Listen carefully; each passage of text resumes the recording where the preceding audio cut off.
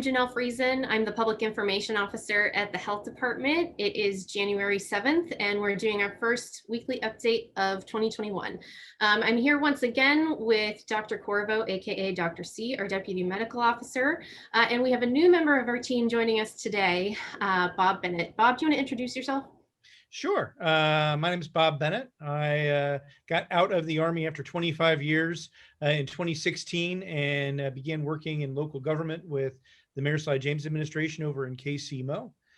When he term limited out, I began doing other work, among which was for the unified government here, and recently came on board full time to work on the vaccine distribution to help the county rid itself of COVID-19 and get back to life. And so you're helping with the vaccine distribution, the operations. Can you talk just for a moment about your role in that? Certainly. I'm coordinating the operations that we're doing right now at Kmart, which includes to date about 1,600 people who have been vaccinated. So that's about 1% of our population that's already done. We are right now looking at ways to expand that distribution effort to get up to about 1,800 people or so per day here at the old Kmart at 78th and State Ave. We are also about to finalize 2 additional locations, one of which will be in the far eastern part of the county, the second of which will be in the far western part of the county, so that we can get vaccinations out to every resident who lives here, to those folks who work here, their primary place of duty, and to make sure that, again, we can very rapidly distribute this vaccine and get folks to the point where we can begin regular activities again. All right. Thanks so much, Bob. So I want to make sure we talk a little bit about some questions that we've been hearing a lot about vaccines. A little bit later, we're also going to talk about an updated school health order around COVID-19, but let's dig into vaccines first. That's kind of at the top of people's minds when it comes to COVID right now. Dr. C, I want to start with a couple of questions that I know we've been hearing that I think you'll be able to answer for folks. We've been having people ask if the vaccine can give you COVID. Can you speak to that? Sure, Janelle, thanks. It's a really good question and a valid concern. You know, it's exciting, though, to be able to report that there's absolutely no way that this mRNA vaccine, that is either the Pfizer vaccine or the States, there's no way they can give you COVID because you're actually not injecting any virus particles into your arm. So it's actually just injecting a little piece of mRNA, and what that does is create the opportunity for your body to recognize and mount immune response to the little spike proteins outside the coronavirus. And so it's really great. It doesn't affect your DNA at all, or even get into the nucleus of the cell. It's a really ingenious technology. So we also have people asking, so that's great to know it can't give you the virus, it can't give you COVID.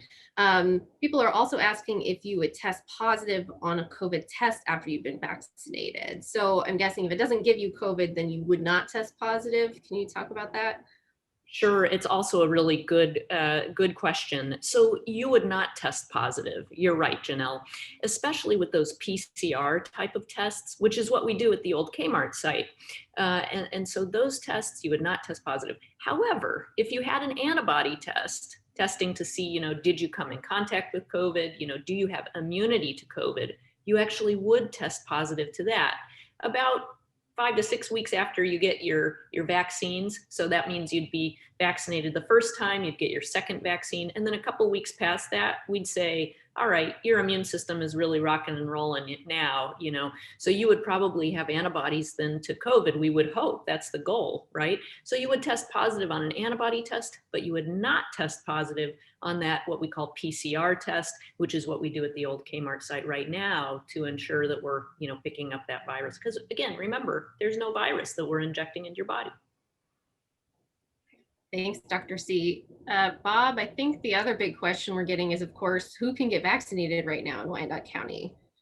So right now, we're still working on vaccinating our healthcare and associated workers.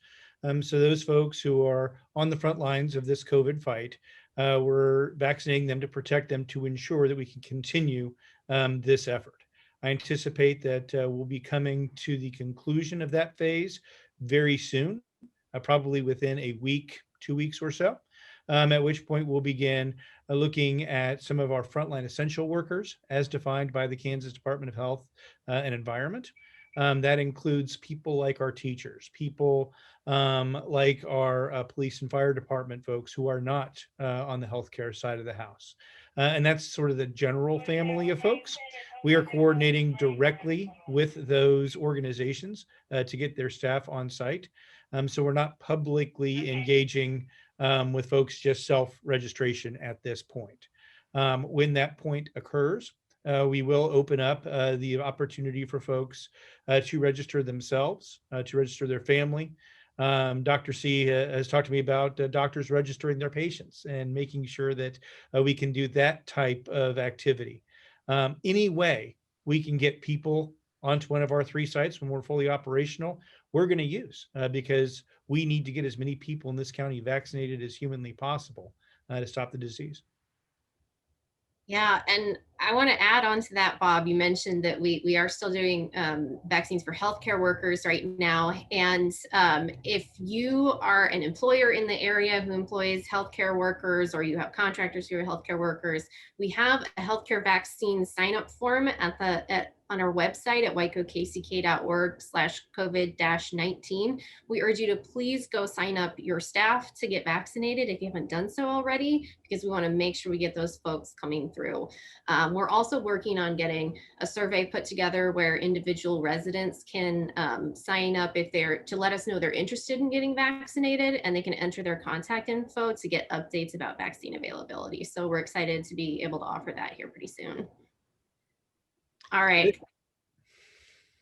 Sorry, Bob, did you have something you wanted to add? No, I was just going to pile on there. The end is near to the pandemic, but this is that necessary step that we have to take. And all the ways that you're engaging with folks is just awesome because no matter how I communicate with the world, you're on that channel. And I love that about the way the UG is engaging this effort.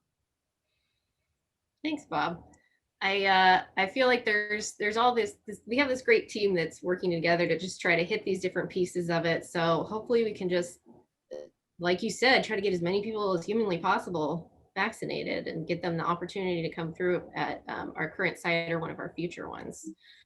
Okay, I know we don't want to take up too much more time, but we wanted to talk a little bit about this new school health order. There's an update to the previous order that has kind of created some more flexibility, made it so we can hopefully keep more students in classrooms. Dr. C, do you want to go over some of the highlights of what's different in this new version versus the previous school health order? Sure, Janelle, thanks. We're really excited about this, actually. So this order was released just a couple days ago, so this week. It's kind of new news, and we've been working continuously on a weekly basis with our superintendents to get feedback from them about how our kids are doing in Wyandotte County. Of course, as you know, our KCK school district has not yet opened up yet. They're still doing virtual learning. We're going to be having a discussion with them later this week to talk about how that reopening might go if they decide to do so. And they're watching the numbers really carefully, as all of our schools are, so I got to give them credit. In this new order, what we're trying to do is really put out there a commitment to our kids in Wyandotte. So we feel that right now, we're at a 10-person gathering limit as a county. We're trying to keep people really safe, because, there are a lot of people with COVID right now, unfortunately. We're not over the hump yet, But what we want to do is, while we keep all of those other entities in the county partially closed down, we want to try and gradually give our students and teachers a little bit more leeway to get back to more traditional learning style. So some of the highlights of the new order are, we're going to allow middle and high school students to actually make up to 4 classroom changes during the day. They weren't otherwise able previously to change classes. We just had them in one classroom all day long, cohorted with their same peers. Now we're going to let them change classes, and we're going to kind of watch really, really carefully. The other thing is for our elementary kids, we're going to try out a new style of spacing for them, so that we're going to have groups of 4 to 5 students who can actually sit at the same table, during the day and in the classroom. And that group should be well spaced from another group, should be well spaced from another group, and they'll remain in their same classroom throughout the day. The other big highlight is we're going to be quarantining kids differently. So if there's a positive kid in school, we're no longer going to quarantine the entire classroom after that positive kid is found. What we're going to do is we're just going to choose those kids front to back and side to side from that positive case, and we'll quarantine them for the couple weeks. This is in an effort to keep as many kids as we can in the classroom at any given time. We're encouraging our teachers to wear higher grade masks, a KN95 or N95, and we'll be supplying that to the teachers. And one other thing I just want to say is we're really, though, maintaining, the old recommendations and orders on spacing. We want to keep kids still, we've got to, in those middle and high school stages, we've got to keep kids 6 feet from each other at all given times. The other thing we're doing is we're maintaining mask wearing. There's just no way around that. All of our kids and teachers at all time throughout the day must be masked. So those are some of the highlights. I hope that sounded okay, Janelle. You know the order really well too. You can add to this. Yeah, I think you captured most of it. Those are the main changes, and I'm glad you're reminding everyone that, of course, we need to continue with masks and distancing. Even as more of our community gets vaccinated, we still need to continue with masks for a while as an additional precaution. So again, it's one of those ways to keep more of those kids in the classroom, and hopefully this will, make this a little bit easier on our schools to be able to do that. That's really true. And, as Bob alluded to, it's really important to get as many people in our community vaccinated as possible. And so I just want to drive that home that point as well. But the other thing is we've got to maintain our mask wearing. We really do. Even if you've gotten the vaccine at this point in time, it is the absolute necessary thing and responsible thing and loving thing to do for your neighbors is to maintain mask wearing. And the reason is that whereas we know that if you're fully vaccinated and you're exposed to COVID, you probably won't get sick. You probably won't land in the hospital or have anything bad happen to you. But what we don't know yet is if you can still spread that virus. And so again, wearing that mask is really a good message saying, hey, I care about you. I don't want to spread the virus to you. So we're going to keep our masks on here in Wyandotte County for a bit longer until we can, know that it's safe to take them off. And it's not yet safe to do that. Right. Thanks, Dr. C.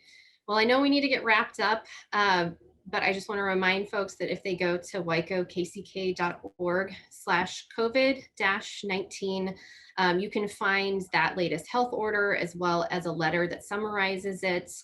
There's also that button with a link for healthcare employers to sign up their staff to get vaccinated. And coming soon, we will have additional vaccine resources that will be available on our website as well.